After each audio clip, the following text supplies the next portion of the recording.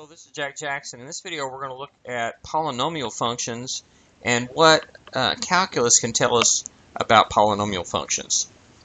So a couple things we know in general is that the derivative of a non-constant polynomial function is another polynomial function with degree 1 less than the degree of the original polynomial function.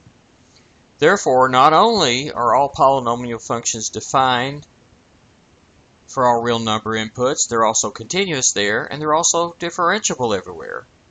In fact, their derivatives of all orders are defined there. So we would say a function is differentiable if its first derivative exists at a particular point, or if it's a differentiable function, period, if its first derivative exists everywhere. And we would say it's twice differentiable if its first and second derivatives exist, and 3 times differentiable if first, second, and third derivatives exist. So polynomial functions are actually infinitely differentiable. Derivatives of all orders exist. So just the fact that the first derivative exists tells us that their graphs are one connected piece, continuous, and they also are smooth with no vertical tangent lines and no sharp corners. This also tells us we don't have any vertical asymptotes or holes in the graph. Okay, so the fundamental theorem of algebra states that any polynomial of degree n can be factored into n, not necessarily distinct, linear polynomials with complex number coefficients, and each factor with a real zero corresponds to a real zero and to an x-intercept of the original polynomial function. So a polynomial of degree n has at most n x-intercepts.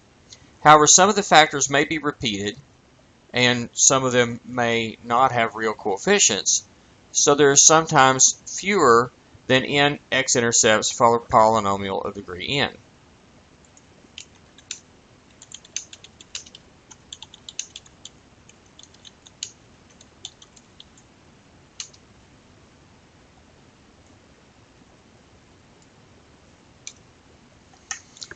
Furthermore, if the polynomial starts with real coefficients, it can be factored into a product of linear and quadratic factors with real coefficients.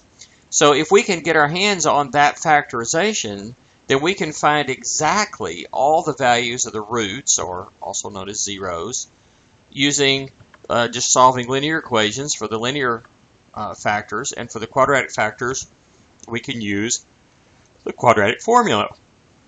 And we can find all of those solutions. However, that's maybe saying a little more than it sounds like, because I've said if we can find this factorization, which we know exists, then we can find all these roots exactly. But it turns out for degree 5 or bigger polynomials, there's no guarantee that we can even find such a factorization. Even though it must exist, there's no technique for finding it, and there never will be. So there is a linear formula, and you know a linear formula, and you know a quadratic formula for solving linear and quadratic equations. It turns out there's a cubic formula and there's a quartic formula, but there is and never will be a formula for 5th degree or higher polynomials for solving their zeros, which is equivalent to finding the factorization. Now, since the first derivative of an nth degree polynomial function is an n minus 1 degree polynomial function, there are at most n minus 1 x values where the first derivative is 0. And thus, a polynomial function of degree n has at most n minus 1 local extrema.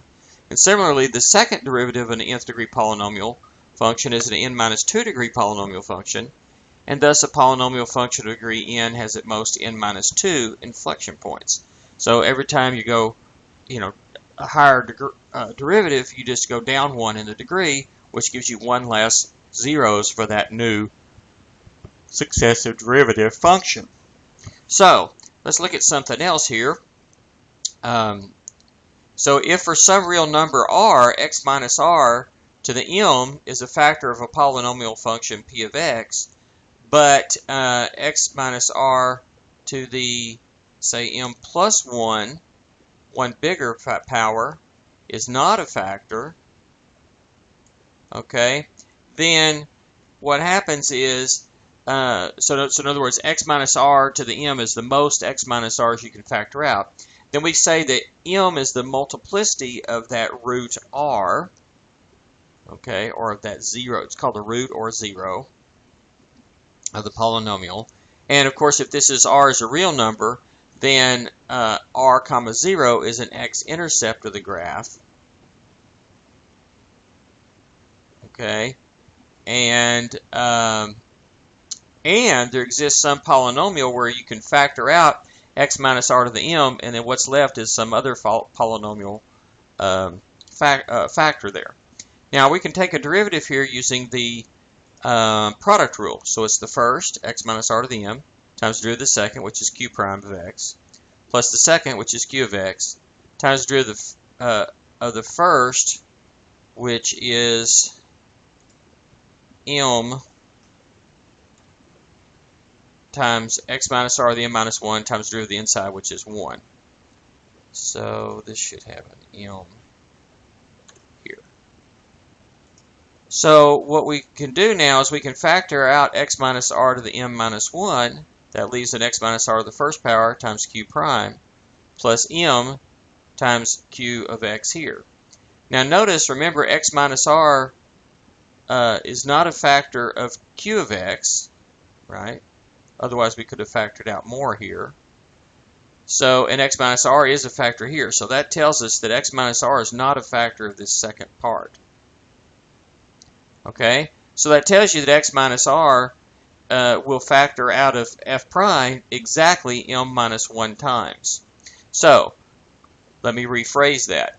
If r is a root of multiplicity m of a function, of a polynomial function, then r is a root of multiplicity m minus 1 of its derivative. Of course, it'll be a root of multiplicity m minus 2 of the second derivative, you know, assuming this power is at least 2 here, right? At least 3 to begin with. Okay. Now, in this case, we've got, well, I just said that about it being a multiplicity m minus 1 root of f prime. So now, if m is 1, then in fact, f prime of r is not 0, so it's not a root of the derivative. So if m is 1, then this is here, m is 1 here, this is a 0 power, so this term goes away. We see that you cannot factor out an x minus r out of the derivative. So if it's a simple root, a multiplicity 1 root of the original function, then it's not the derivative is not 0 there, and that tells you that it's not a horizontal tangent line, so it's not a maximum or a minimum. It might be an inflection point, maybe or maybe not. Not guaranteed one way or the other. But it's definitely not a local extremum.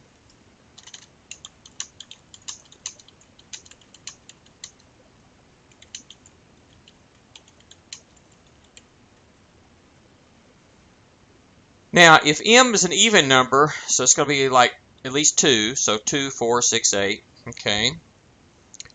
So not only is r0 an x-intercept of the graph of f of x, but it's also placed with a horizontal tangent line on the original graph. Okay. Furthermore, notice that the value of x is really close to r. This factor, which is our other factor here, has the same sign. So in other words, this doesn't really change near x equals r. If you're really close, this will be about the same sign. But the x minus r is going to, that's right where it breaks and changes sign. So as long as you're really close to r, this part's either all going to be positive or all going to be negative on either side of r. Really close to r. And so here we choose x's that are a little bit to the right of r. Since the m is even, the m plus 1 is an odd power. So if x is a little bit bigger than r, this factor in the front is a positive times whatever sign this is. But if we put in an x just a little bit less than r, this x minus r is negative to an odd power, is a negative, and that's going to be the opposite sign. So f prime will have the opposite sign of what happens here. So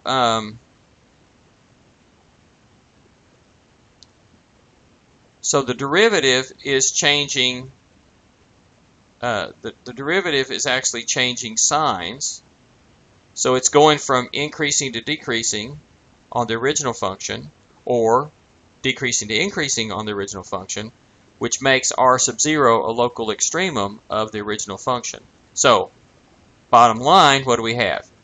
If m is an even power, even multiplicity root, it's going to touch the x-axis and turn around. It's going to be a local maximum or local minimum. On the other hand, if m is an odd number and at least 3, so 3, 5, 7, something like that, then when we look at the second derivative, once again, this factor right here has, if you're close to r, this will have these, it'll either be positive on both sides of r or negative on both sides of r. It'll be close to it'll be the same sign. But now the m minus 1 is even, so this part in the front doesn't matter what you have here with an even power. This is positive. And as long as this thing here is not changing sign, which it won't right there at r, you see that the derivative is the same. So it's either all increasing through there or all decreasing through there, except instantaneously at that point, which we have a stationary point. So this says that you do have a horizontal tangent line, but it's not a maximum or minimum. But with this is at least 3, okay, and so if m is at least degree, let's see, at least 3, I should say, then the second derivative is also 0. And in the case where it's odd and at least 3 for the multiplicity, the second derivative is 0, but the first derivative are both 0. But it's not a maximum or minimum. It turns out that it has to be an inflection point, but also a stationary point. So let's take a look at what that looks like.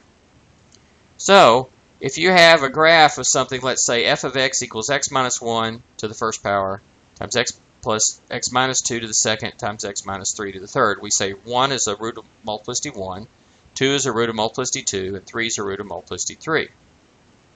So when I look, so it says 1, 0, 2, 0, and 3, 0 are x-intercepts. It touches the x-axis there, there, and there at 1, 0, 2, 0, and 3, 0. That's the graph of the original function f of x. But look how it looks at each of these places. This simple root or multiplicity 1 root, it goes through here, and if you zoomed in close, it would look like a non-vertical, non-horizontal line going through there. Kind of looks like a line close by. When you have here, it looks more like the top of maybe a parabola, similar to that. Multiplicity 2 root, it's also a maximum or a minimum. In this case, it's a local maximum at 2, 0. That's an even multiplicity case. So multiplicity 4, 6, or 8 would look very similar to that. An odd multiplicity, like multiplicity 3 that we have here, or multiplicity 5 or 7 or 9 would look similar. Notice it's also an inflection point as well as a horizontal tangent line right there. But it's not a minimum or maximum, it's just an inflection point. In fact, it's increasing from this minimum down here all the way out. It's increasing as an increasing interval. Instantaneously at a single point, it's stationary at x equals 3. So notice it kind of levels out and goes up, kind of like x cubed looks like at y equals x cubed looks like at the origin. Okay. So those are some general characteristics of polynomial functions, and let's look at a specific example here in the next